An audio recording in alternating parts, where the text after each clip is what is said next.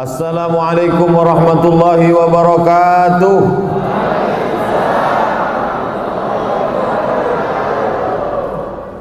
Alhamdulillahi wa kafa wa salatu wassalamu ala al-habibil mujtaba wa ala alihi wa ashabihi ahli sidqi wal wafa. Subhanaka la ilma lana illa ma 'allamtana innaka antal alimul hakim. Rabbi shrah li sadri wa yassir li amri wahlul 'uqdatam min lisani yafqahu qawli.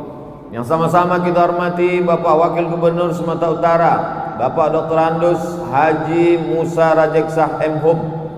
Kemudian hadir bersama kita Tuan Guru Wakil Sekjen Majelis Ulama Indonesia Pusat Kiai Haji Tengku Zulkarnain.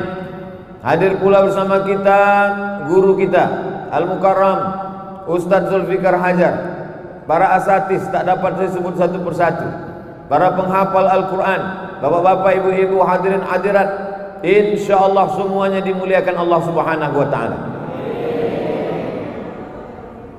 Ada dulu namanya Uni Soviet.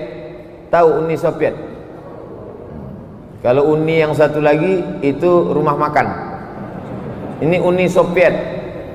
Uni Soviet ini artinya Uni Persatuan Soviet, negara-negara yang bersatu menjadi sebuah blok besar namanya Uni Soviet.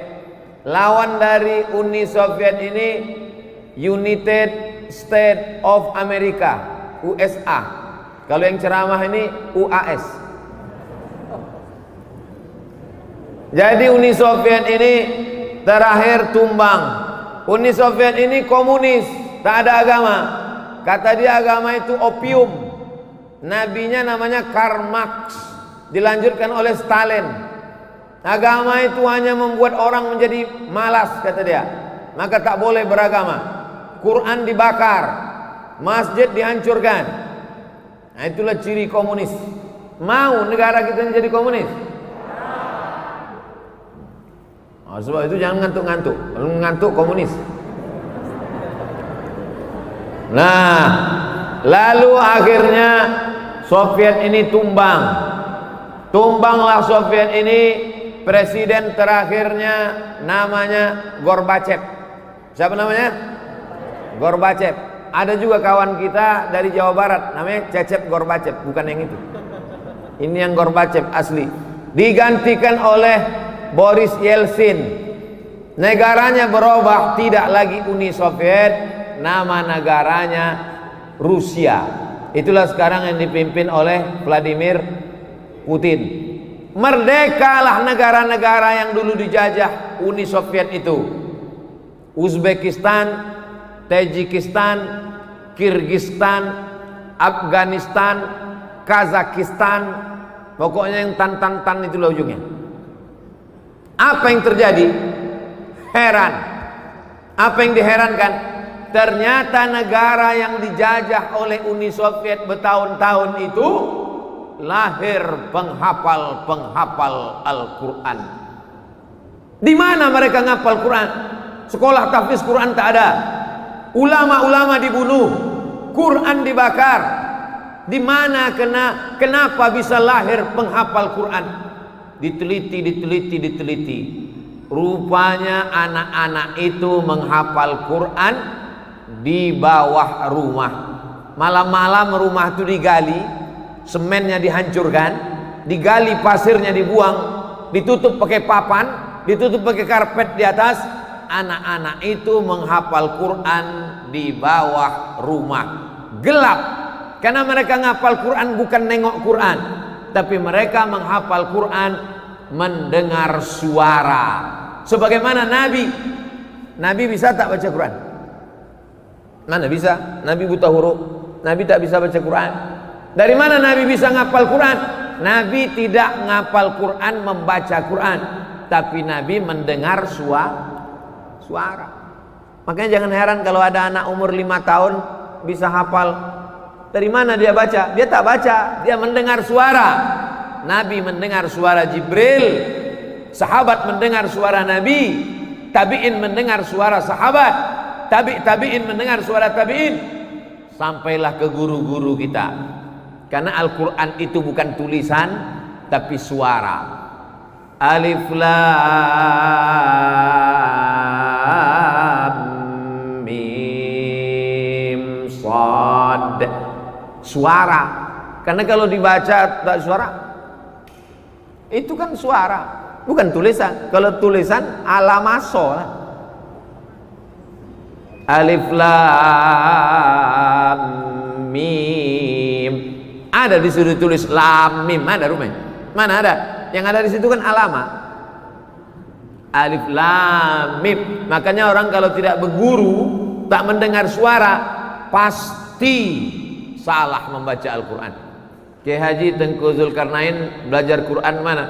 Kepada Syekh Azra'i Abdul Rauf. Syekh Azra'i Abdul Rauf itu 4 kali jadi dewan juri musabaqah tilawatil Quran internasional di Makkah Al-Mukarramah. Bukan jadi peserta, jadi dewan juri. Tapi setelah zaman berganti, musim berubah, tak tergantikan. Belum ada lagi qori-qori Sumatera Utara sebagai juara, banyak, tapi menjadi juri belum ada. Mudah-mudahan dari Al-Musannif ini lahir generasi-generasi yang putus. Kalau gubernur, bupati, presiden banyak penggantinya. Belum mati aja udah siap penggantinya. Tapi kalau ulama, meninggal Tuan Syekh Azra'i Abdul Rauf tahun 1993. Sekarang sudah 2020, 27 tahun yang lalu, belum tergantikan sampai sekarang. Siap menjadi penggantinya? Dari bunyinya, mungkin mereka belum makan siang. Masya Allah, tabarakallah. Ternyata orang menghafal Quran itu di dalam kamar, ditutup pakai karpet, gelap, hanya mendengar suara. Al-yawma nakhtimu ala afwahihim wa tukallimuna aydihim wa tashhadu arjuluhum bima kanu yaksibun. Didengar oleh murid, akhirnya tiap hari diulang, hafal dia. Ketika tumbang komunis, merdeka negara, penghafal Quran muncul. Janji Allah Subhanahu wa ta'ala, inna nahnu nazzalna dzikra wa inna lahu lahafizun. Ayat yang paling banyak taukidnya dalam Al-Quran. Satu ayat pendek 5. Inna nahnu nazzalna wa inna lahafizun. 5 taukid dalam satu ayat. Mengapa Allah sebut dia kami di situ? Allah itu banyak apa satu? Satu. Qul huwallahu Allahu Somad, itu nama Allah. Qul huwallahu ahad. Allah itu satu, esa tunggal tak berbilang. Tapi dalam masalah Quran, Allah katakan kami. Bukan Allah itu banyak, dia satu. Allah berkata kami. Apa maksud Allah? Aku dan anak-anak ini akan menjaga Al-Quran sampai hari kiamat. Aku, kata Allah, dan orang yang mendirikan sekolah rumah tahfiz Quran. Disandingkan Allah, dia dengan orang-orang yang peduli pada Al-Quran. Abdul Somad masuk? Masuklah. Masa udah 3 tanda tangan tak masuk juga? Kalau Ustadz Tengku Zulkarnain pasti. Kenapa? Karena dia wasekjen, bukan MUI provinsi, bukan kabupaten, pusat. Tuan guru banyak santrinya Abdul Somad. Maka untuk menaikkan Abdul Somad ini disuruh dia tanda tangan. Nanti kalau mau masuk, malaikat bertanya, pernah kau jadi pejabat MUI? Tak pernah. Ada pesantren kau punya santri? Tak ada. Kalau gitu cemana kau masuk surga? Ada tanda tanganku, bilang.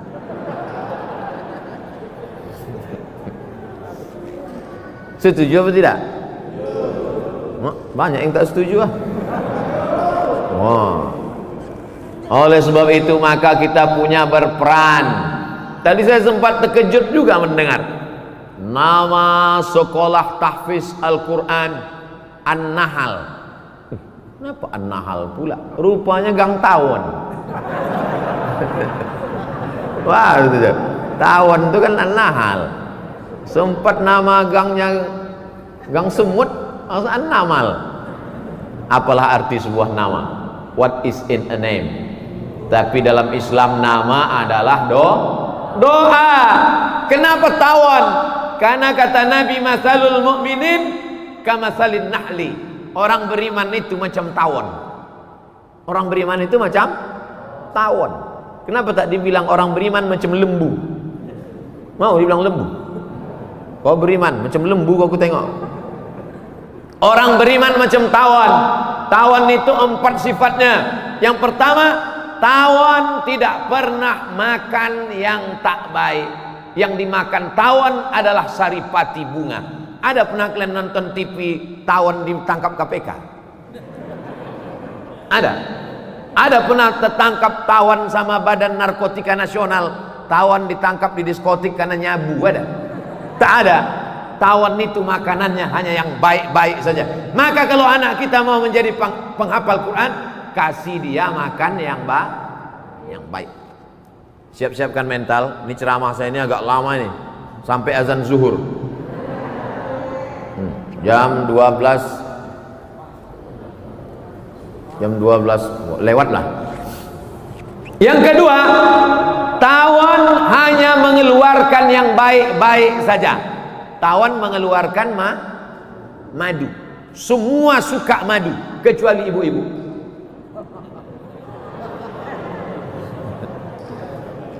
Makanya kalau mau ngetes madu itu asli apa tak asli, bawa ke rumah. Kalau marah ibu itu asli. Tawon hanya mengeluarkan madu, yang lain mengeluarkan kotoran. Satu-satunya yang mau dimakan orang keluar dari perut hewan, itulah dia madu asli. Yang ketiga, tawon tidak pernah hinggap di ranting sampai patah, sampai terbelah. Tak ada.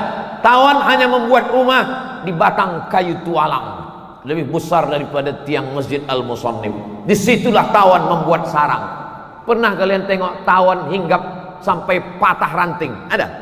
Tak ada. Kecuali tawonnya sebesar gajah, lalu dia patah. Yang keempat, tawon tidak pernah mengganggu orang. Tapi kalau kau ganggu, sampai ke Sungai Deli kau dikejarnya. Jangankan di Pondok Gelugur, jangankan di Gelugur bypass, sampai masuk kau ke Sungai Deli, dikejarnya, ditunggunya kau mengambil nafas. Begitu kau muncul, apa kepala. Dan tawon nyawanya akan berakhir ketika ekornya yang tajam itu dipakaikannya, apa namanya itu, sengatan tawon itu di ujung itu kalau sudah dipakainya sekali, dia akan mati. Karena tawon punya prinsip hidup mulia atau mati syahid. Tawon tahu kalau sudah dipakainya itu sekali, maka orang akan mati. Kalau sudah dipakainya sekali, dia pun akan mati. Tapi dia tak takut mati. Gimana? Siap jadi tawon? Tak ada yang takut. Itu sifat orang beriman. Oleh sebab itu maka generasi-generasi ini, benteng terakhir menyelamatkan anak-anak ini adalah tahfiz Al-Quran. Setuju? Yang tak setuju, ku kasih tahu sekarang. Ibu sayang sama anak, disuruh dia pergi sekolah, cabut dia, dibelinya lem, dihisapnya lem tuh, error. Ikut dia mabuk sama kawannya, beli sabu-sabu mahal, dibelinya premium, mabuk. Yang satu tuh agak lain mabuknya, mabuk solar. Bisa Bapak Ibu mengontrol anak-anak kita 24 jam di luar rumah? Bisa? Mana bisa? Benteng terakhir adalah pondok pesantren, sekolah tafsir Quran Al-Musannif. Inilah yang akan membentengi anak-anak kita dari narkoba. Amin. Selamat mereka dari lem kambing. Amin. Selamat mereka dari LGBT. Amin. Badan tegap berotot, kumis melintang, nyetop sudaku melambai. Hai. Oleh sebab itu maka penyelamat terakhir, sayang sama anak bukan diletakkan di celah ketiak. Sayang sama anak, tinggalkan dia di pondok tahfiz, tinggalkan dia di pondok tahfiz Al-Musannif, tinggalkan dia di rumah tahfiz. Nah, ku tinggalkan kau ke sini, jangan kau takut. kukirim kau mie instan sehari 3 kali. Bukan begitu sayangnya, karena inilah yang akan menjadikan dia ini masih kecil-kecil, masih hijau-hijau. Dia ini seperti tanaman, tak bisa langsung dipindahkan ke kebun, mesti disimpan di dalam polybag. Tahu polybag? Kenapa diletakkan di polybag? Karena akan datang wereng memakan daunnya, akan datang ulat memakan pucuknya, akan datang kumbang memakan bunganya. Nih kalian nih banyak yang akan merusak kalian. Datang kalian ini pucuk-pucuk hijau. Pucuk hijau ini semua mau memakannya. Semua mau makan kalian. Apalagi ulat-ulat. Ulat-ulat tuh suka makan pucuk. Pucuk. Maka kalian dijaga di pondok Rumah Tahfiz Al-Musannif. Siap? Bilang aja siap. Tapi mereka sudah ngaji. Pas saya tanya siap, insya Allah kata dia. Kenapa? Karena dia belajar dalam surat Al-Kahfi. Wala taqulanna li syai'in inni fa'ilu dzalika ghada. Jangan kau katakan aku akan melakukan itu besok. Illa ayyasha Allah, kecuali atas kehendak Allah. Jadi Bapak Ibu yang dimuliakan Allah, hebat pun komunis itu, kalau penghafal Quran menghafal di dalam rumah, di dalam gelap, ditutup, digali, maka anak-anakku nanti kalau kalian ngapal Quran enak kalian di dalam rumah, di atas rumah, bukan di dalam rumah, bukan di bawah rumah, bukan menggali pasir. Kalian membaca nanti kalau agak-agak susah-susah, agak risau-risau, agak stres-stres sedikit, ingat cerita saya ini, dengarkan, ingat baik-baik. Ini saya tidak menceramahi tuan-tuan guru, ini banyak tuan guru. Untung Ustadz Tengku Zulkarnain duduk di samping. Kalau sempatlah beliau di depan, saya ini rasa ceramah kontes dai cilik. Jadi saya ini sekarang sedang cerita sama kalian, maka dengarkan baik-baik. Mudah-mudahan ini menjadi bekal. Mati Abdul Somad, masuk ke liang lahat, mengaji kalian sampai pahalanya ke makam. Terang kubur Abdul Somad, lapang kubur Abdul Somad. Banyak yang tak setuju. Hafal mereka 30 juz, satu hari wajib ngulang 2 juz. Karena kalau tak diulang 2 juz, sebulan dia hatam 2 kali. Kalau tak diulang 2 juz, 1 minggu hilang 14 juz. Maka 1 bulan dia hatam 2 kali, 1 tahun dia hatam 24 kali. Ibu yang melahirkannya mendapat aliran pahala tak putus, unlimited edition, 24 kali khatam dalam sebulan. Mau? Masukkan anak sebelum tanggal penutupan berikut ini. Untuk angkatan pertama apa boleh buat taik kambing bulat-bulat? Tak bisa lagi karena sudah tutup. Tapi yang lain-lain ini juga menjadi contoh model. Video ceramah ini akan di-share ke seluruh dunia. Hai kalian yang punya banyak rumah, berapa rumah kau? 4 pak. Orang rumah tetap 1. Kau wakafkan 1, buat situ rumah tahfiz Quran. Hari ini kita resmikan rumah Pondok Tahfiz Al-Musannif, Pondok Tahfiz An-Nahal. Kita bermimpi di masa akan datang 2020, 2030 akan terwujud rumah tahfiz Al-Musannif 1, Al-Musannif 2, Al-Musannif 3, Al-Musannif 4 sampai Al-Musannif 1000 dari Sabang sampai Papua insyaallah. Siapa yang buat Pak Ustaz? Kalian lah. Tamat kalian. Habis itu nanti masuk SMP, SMA, kuliah, S1, S2, S3, S-Cendol, S-Teler, Profesor, Doktor. Habis itu berhasil kalian. Cita-cita pertama sebelum mati, buat rumah tahfiz, buat rumah tahfiz, buat rumah tahfiz, buat rumah tahfiz. Menggurita dia, semakin banyak dia, maka selamatlah Medan, selamatlah Sumatera Utara. Sumatera Utara akan tetap menjadi baldatun thayyibatun wa rabbun ghafur. Tapi kalau tidak, kau dari mana kata orang? Dari Medan. Hah, Medan, masuklah engkau dalam api neraka kata dia. Dia Tapi ketika dia tahu dari mana? Medan. Oh, yang ada sekolah tahfiz Al-Musannif itu ya. Oh, yang ada pondok tahfiz An-Nahl itu ya. Oh, yang anaknya berprestasi menang juara 1 di Makkah itu ya. Dari mana kau? Dari Medan. Bangga kita. Bangga apa tak bangga? Bangga. Bapak ibu yang punya duit banyak, rumah megah mewah, kalau mati meninggal dunia, rumahnya dibawa mati apa tinggal? Tinggal, diambil sama ahli waris. Tapi ada rumah yang tetap kekal abadi.